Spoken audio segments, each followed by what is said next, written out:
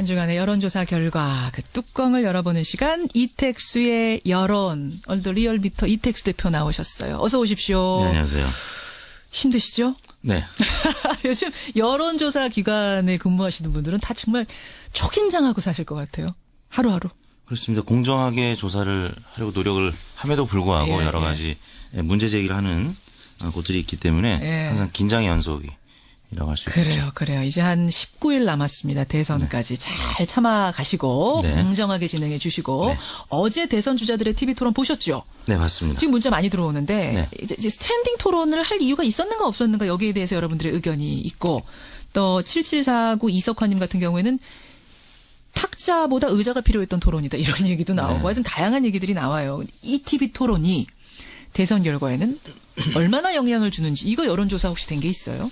네, 지난 17일 날 YTN이 엠브레인에 의뢰한 조사인데요. 예. 전국 1000명 조사했고요. 응답률 15.3%, 표본 오차는 플러스 마이너스 3.1%포인트였는데요. 지지 후보를 변경할 가능성이 있느냐 물어봤을 때 100명 중에 3명가량인 28.1%가 변경 가능하다고 했는데 그중에서 바꿀 수 있는 이유를 꼽는다면 무엇일지 물어봤는데 예. TV 토론 등을 보고 결정하겠다가 46.3%. TV 토론 가장 보고 높게 결정하겠다. 네, 그러니까 변경 가능한 응답이 10명 중에 3명인데 예. 그중에 또 절반가량은 TV 토론을 보고 결정하겠다라고 했고요. 예. 나머지 뭐 다른 이유들이 있었는데 그만큼 TV 토론이 지지 후보를 변경할 가능성의 가장 큰 원인이 될 수 있다 이런 조사였습니다. 그래요. 어제 토론은 이제 뭐 여론조사를 돌려보면 알 네. 테고 일단 첫 번째 토론 보고 나서는 분석한 결과 같은 게 있어요? 네. 서울경제가 한국리서치에 의뢰한 조사인데요. 예. 지난 15일에서 16일 1000명을 대상으로 조사했고요. 표본 오차는 95% 신뢰 수준에서 플러스 마이너스 3.1%포인트였는데 당시에 지지 후보 변화는 미미한 것으로 파악됐습니다. 지지 후보를 바꾸거나 철회했다고 응답한 의견은 2.6%에 그쳤고요. 예. 23%는 지지하던 후보를 더 좋아하게 됐다고 응답을 해서 이른바 강화 효과로 나타났고 56.2%는 별다른 영향을 미치지 못했다.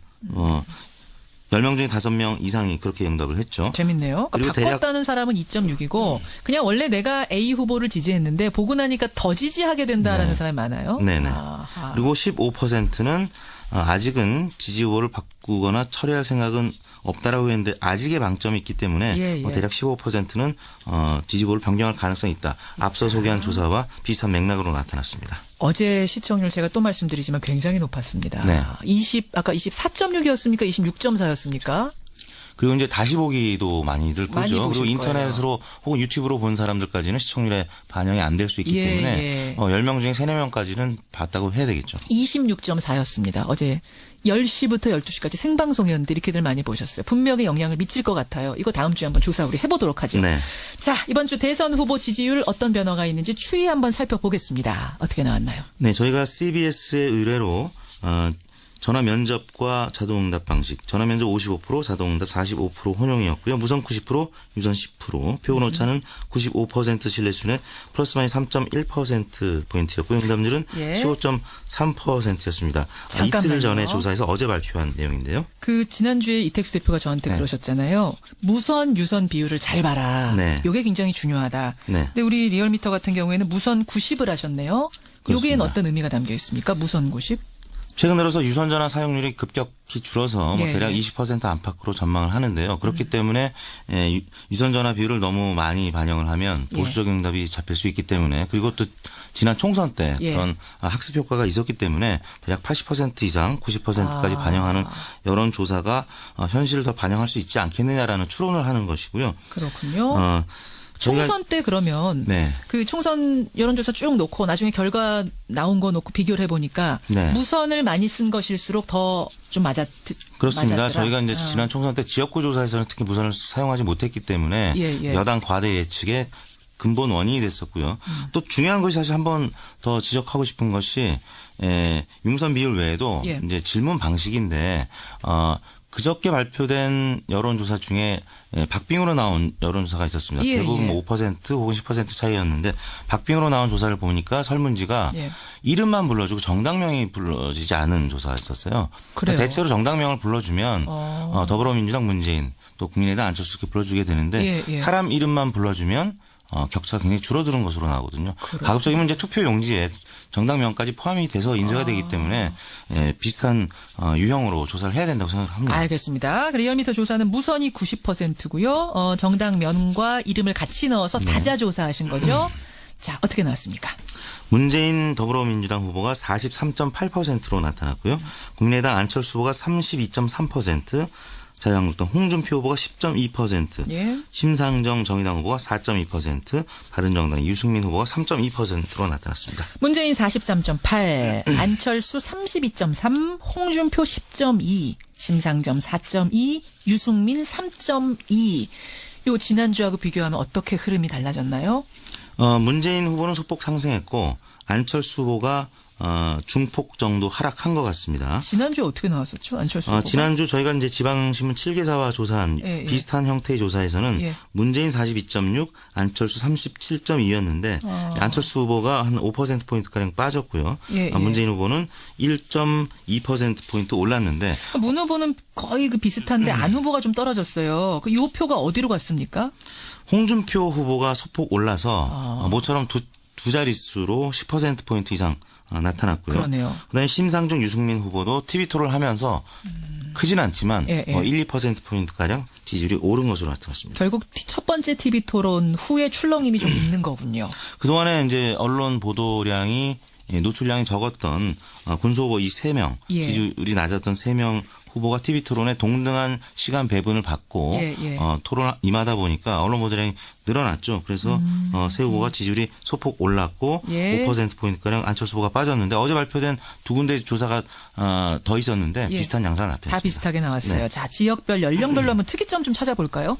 문재인 후보는 수도권, PK, 호남 그리고 연령대별로는 40대 이하 그리고 진보층과 중도층에서 우세했고요. 안철수 예. 후보는 대구 경북에서는 여전히 우세를 나타냈는데 다른 지역은 대부분 열세를 기록했고요. 연령대별로는 50대 이상과 60대 이상이 안철수 후보에게 여전히 지지를 많이 보내고 있습니다. 예. 그다음에 보수층에서는 여전히 안철수 후보가 우세한데 예. 눈에 띄는 것이 이제 60대와 보수층 이 계층에서 안철수 후보의 지지율이 조금 빠지고 홍준표 후보의 지지율이 오르기 시작했다는 것입니다. 홍 후보가 TV 토론하면서 계속 이제 안보 강조하고 뭐 이런 것들이 좀 통하고 있는 게 아니냐. 네. 그리고 이제 4.12 재보궐선거에서 자유한국당 지지율이 사실 굉장히 저조한 가운데서도 23개 공천 지역 중에서 12곳이 한국당 후보가 당선되다 보니까 맞아요. 예. 이런 선거 영향도 좀 있었던 것 같습니다. 그래요. 이 후보들 지지층이 얼마나 단단한가, 얼마나 열성적인가도 굉장히 중요해요. 왜냐하면 여론조사야 전화가 걸려오는 거니까 답을 하지만 투표 날은 가서 하는 거 아닙니까? 네. 가서 얼마나 할 거냐, 얼마나 적극적이고 단단하냐 이거 조사해 보셨죠? 그렇습니다. 적극 투표층만 살펴보면 문재인 50.2, 안철수 30.0, 대략 20%포인트가량 차이가 나고요. 나머지 후보들은 적극 비슷했습니다. 지지층이란 거는 그럼 반드시 투표하러 갈 것이다라고 답한 사람이에요? 네. 그런데 이 조사에서는 이제 전화 면접이 55%, 자동답이 45%라고 말씀을 드렸는데, 예. 전화 면접만 한 조사에서는 적극 투표층을 보면 대략 10%포인트가량 차이가 나고요. 전체를 보면 한 5%포인트가량 차이가 나는데, 네. 자세히 살펴볼 때 자동답 방식이 포함된 조사에서는 그냥 전체 응답을 보는 결과와 예. 그다음 전화 면접에서 적극 투표층 결과가 비슷하거든요. 그래서 그 두 결과를 이제 봤을 때 그 유사성이 있는 그 격차 대략 지금 10%포인트 격차가 바로 그 격차인데 예. 대략 그 정도가 아닐까라고 이제 많은 전문가들이 생각하고 있는 겁니다. 현재 수준에서. 요즘은요. 국민들이 여론조사 전문가가 되는 것 같아요. 지난번에 이제 KBS 여론조사 예. 논란이 있었을 때 비적격 번호 이런 전문 용어를 들어보는 용어. 근데 국민들이 이제 그 정도도 다 알게 됐으니까 그러니까요. 눈높이가 많이 높아졌습니다. 유무선 비율 무조건 봐야 되고 질문 어떻게 했는가 봐야 되고 이거 다 보여줘야 됩니다, 여러분. 한 가지만 더 살펴보죠. 당선 가능성. 당선 가능성이라면 내가 지지하는 것과 상관없이 여러분 누가 될 것 같습니까? 이렇게 묻는 거죠. 그렇습니다. 이번 대선에서 누가 대통령으로 당선이 가능성이 높은지 물어봤는데 문재인 후보가 59.3%, 네. 안철수 후보가 29.0%, 홍준표 4.8, 유승민 0.6, 심상정 0.2 이렇게 나타나서 지지율보다는 문안 격차가 더 커진 것으로 나타났는데요. 예. 보통 이제 지지율 조사가 연이어서 발표되면 지지율 격차가 컸을 때 당선 가능성의 격차는 조금 더 벌어지는 것으로 나타났는데요. 이 경향성은 한 뭐 보름 전이나 지금이나 큰 변화는 없는 것으로 나타나고 있습니다. 한 가지만 더 보죠. 네. 투표율. 그러니까 투표를 나는 반드시 하겠다고 하는 분들의 비율이 얼마나 되나 궁금해요. 왜냐하면 이때가 많이들 놀러 가는 때 아닙니까? 네. 5월 초. 나는 놀러 가지 않고 반드시 투표하겠습니다 하는 비중이 얼마나 됩니까? 반드시 투표하겠다는 의견이 71.4%였고요. 가급적 투표하겠다는 의견이 8.8%. 예. 합해서 80.2%가 투표하겠다는 의견을 나타냈는데요. 눈에 띄는 것이 과거에는 5, 60대 이상이 투표 의향이 높았는데 그렇죠. 이번 조사에서는 완전히 반대로 나타나서 그래요. 20, 30, 40대는 투표 의향이 80%를 넘었고 예. 50대 이상은 80%가 안 되는 것으로 나타났습니다. 그만큼 박근혜 전 대통령의 탄핵 이후 5, 60대가 무력감에 빠져 있는 것이 여전히 유지가 되고 있다. 우리는 투표하겠다. 네. 뭔가 바꿔보겠다. 뭐 이런 생각이 있는 20, 거예요. 30대가 굉장히 높게 나타나고 있습니다. 어떻게 조사하셨습니까? 조사 개요는 아까 처음에 말씀을 드렸습니다. 동일하군요. 네. 바꿀 수 있는 이유를 꼽는다면 무엇일지 물어봤는데 예. TV 토론 등을 보고 결정하겠다가 46.3%. TV 토론 가장 보고 높게 결정하겠다. 네, 그러니까 변경 가능한 응답이 10명 중에 3명인데 예. 그중에 또 절반가량은 TV 토론을 보고 결정하겠다라고 했고요. 예. 나머지 뭐 다른 이유들이 있었는데 그만큼 TV 토론이 지지 후보를 변경할 가능성의 가장 큰 원인이 될 수 있다 이런 조사였습니다. 그래요. 어제 토론은 이제 뭐 여론조사를 돌려보면 알 네. 테고 일단 첫 번째 토론 보고 나서는 분석한 결과 같은 게 있어요. 네. 서울경제가 한국리서치에 의뢰한 조사인데요. 예. 지난 15일에서 16일 1000명을 대상으로 조사했고